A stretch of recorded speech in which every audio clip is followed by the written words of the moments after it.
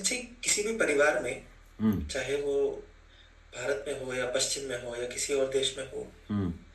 जब बच्चे teenage years में जाते हैं सिंचाई, हम्म। वो सबसे कठिन दौर होता है किसी भी माँ बाप के लिए। हम्म। बच्चे बात नहीं मानते, बच्चे विद्रोही हो जाते हैं, पढ़ाई नहीं करते, हम्म। बात नहीं मानते।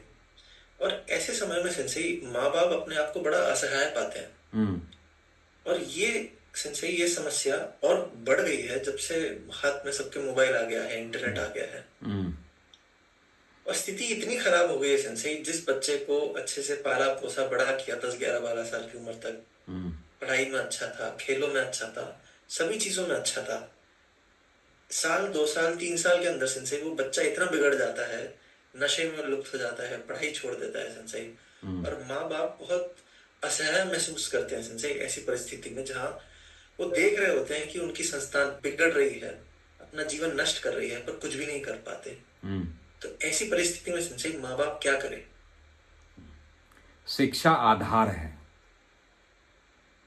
आधार ही शिक्षा है।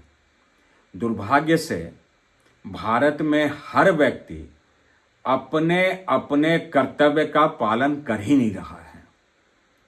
माता पिता बनने से पहले माँ बाप को पेरेंटिंग के एक माता पिता के क्या कर्तव्य हैं उसकी शिक्षा मिलनी चाहिए थी, और उस अनुसार वह संतानोत्पत्ति करते और फिर संतानों को पालते। उससे वो वंचित हैं, उन्होंने वो किया नहीं, और फिर अब वह चाह रहे हैं कि उनके इस कर्तव्य को कोई और कर दे, शिक्षक इस काम को कर दे। अब शिक्षक भी उसी व्यवस्था का आउटपुट है, उसी व्यवस्था से निकला है। वो क्या करेगा? वो फिर अगले पे टाल देगा। वो अपना कर्तव्य नहीं निर्वहन कर रहा है, राजनेता अपना कर्तव्य नहीं पालन कर रहे हैं, विभाग अलग अलग जो जो जिन जिन भूमिकाओं में है अपने कर्तव्य का पालन नहीं कर रहा है। तो यह विभत्स रूप तो आना ही आना है। अब इन विकृतियों से बचा कैसे जाए? लोग जड़ तक पहुंच ही नहीं रहे हैं, क्योंकि भारत में यह भारतीयों के साथ उनके स्वयं के द्वारा किया गया कुकृत्य है कि वह विचारकों का सम्मान आज तक नहीं किया। आज तक जो विचारक है, चिंतक है, उसके पीछे नहीं गए। हमारे देश की भीड़ हमेशा चली है ड्रामेबाजों के पीछे, जो विचारक चिंतक नहीं है, जिनके पास कोई विचार नहीं है, जिनके पास समाधान क्या हो, उसके पीछे नहीं गए।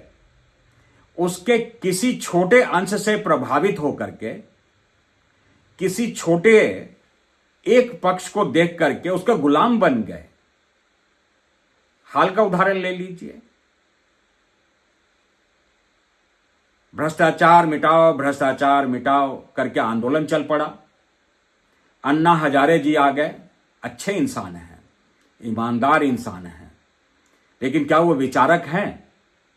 4 लाइन से 5वां लाइन उन्हें नहीं आता है। क्या वो देश की दशा तय करेंगे? नहीं कर सकते। आप फूहड़ लोग जो सड़कों पर निकले हुए हैं, यात्राओं पर निकल पड़े हैं, क्या वो विचारक हैं? केवल बता दो कि 5 तत्व बता दो जिससे कि हिंदू राष्ट्र बन जाए तो भारत को क्या फायदे होंगे। आपके पास कोई विचार नहीं है, कोई ओरिजिनलिटी नहीं है, कोई संघर्ष नहीं है, कोई अनुसंधान नहीं है, कोई अनुभव नहीं है।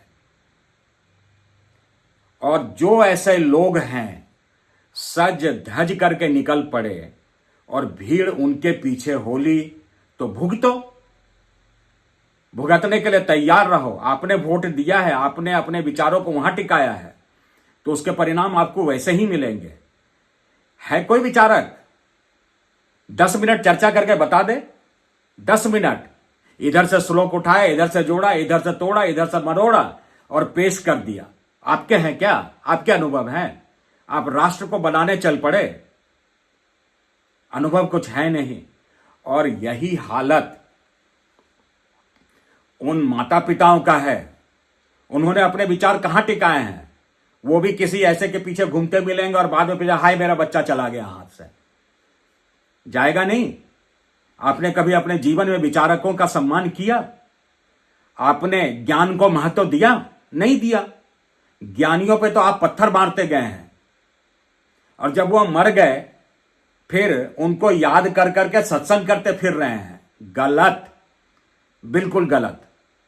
लेकिन इन परिस्थितियों में फिर किया जाए? वैसे माता पिता जो जग गए हैं या जाग रहे हैं, चाहे वैसे 200 ही हो, 100 ही हो, 500 ही हो, 1000 ही हो, उनके लिए ही तो दरबार है। दरबार की प्रक्रियाएं हैं। महाविज्ञान चैनल है, ब्रह्मचर्य साधना है, प्राण साधना है। संगत मिलेगा कहां से? मैं तो हमेशा साधकों से इसी चर्चा में कहता हूं कि अगर आपके अंदर ज्ञान का उद्दीपन हो गया तो मेरे बगैर रह नहीं पाओगे। क्योंकि व्यक्तिगत जीवन नाम की चीज नहीं, ज्ञान की उपासना ही हमारा धर्म है। और वहां पर निष्पक्षता उसका सबसे महत्वपूर्ण उपकरण है। क्या आप निष्पक्ष हैं अपने जीवन में, अपनी दिनचर्या में? नहीं है। आप सिर्फ विभाजन कर सकते हैं, आप शब्दों में खो सकते हैं, आप नारेबाजी कर सकते हैं, आप भीड़ इकट्ठी कर सकते हैं, लेकिन आपके दुख वैसे ही रहेंगे। जटिलताओं से आपको वैसे ही मुकाबला करना पड़ेगा। ड्रग्स कहां से आ रहा है? कहां से बच्चों को भी मिल रहा है? जितने भीड़ में चल रहे हैं देश को हिंदू राष्ट्र बनाने के लिए, जरा अपने अपने घर में झांको, क्या दुर्गति है।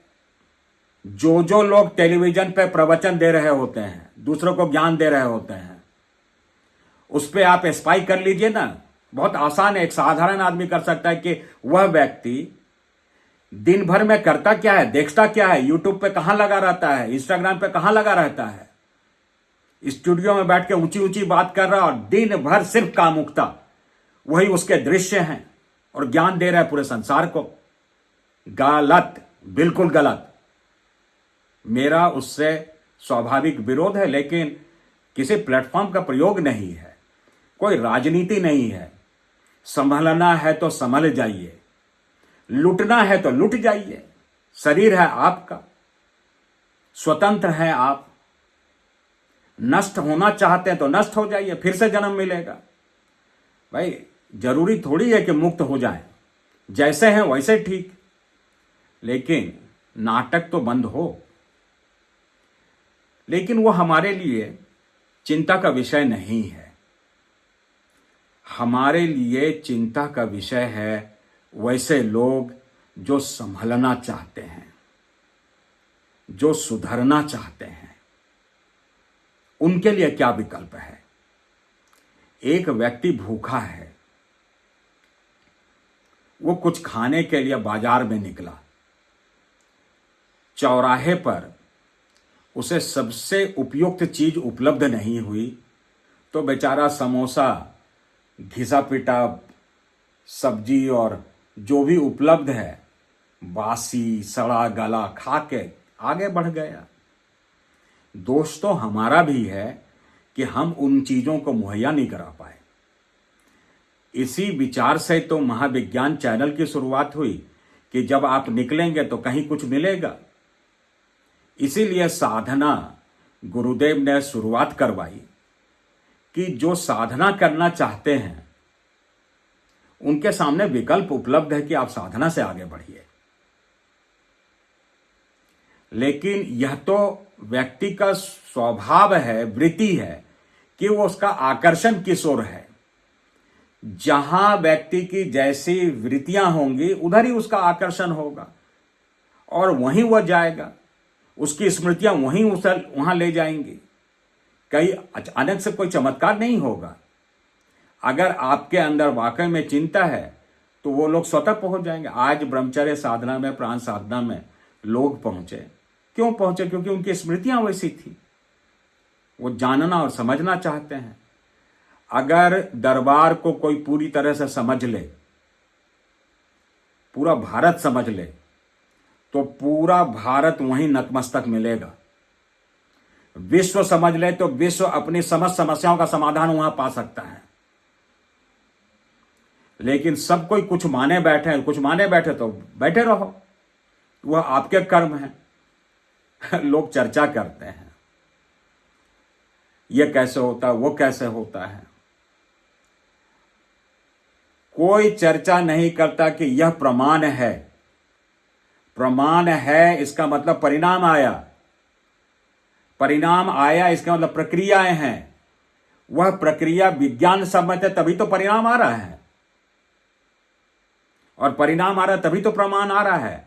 आप उल्टे सीधे जो मर्जी बोलना है बोलिए, जिनकी स्मृतियां, जिनके अंदर भाग्योदय होता है, वो स्वतः वहां पहुंच जाता है, उससे जुड़ जाता है। तो पुनः आते हैं इसी विषय पर कि व्यक्ति क्या करे।